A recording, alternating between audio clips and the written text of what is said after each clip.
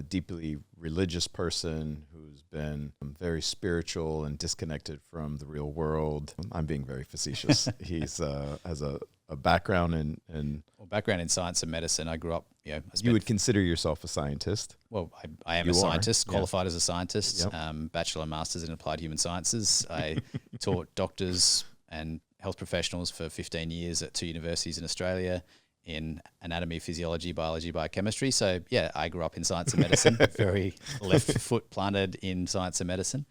But then I also had, as I think we might have talked about, my own personal challenge. I got diagnosed with a terminal disease, and a similar time I realized these gifts and abilities I have that I couldn't explain, especially from a science and medicine point of view.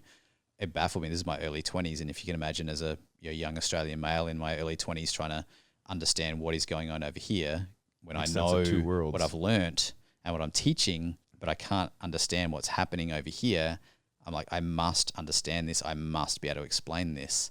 And I'm still working through that today, 25 years later, to figure out what this all means.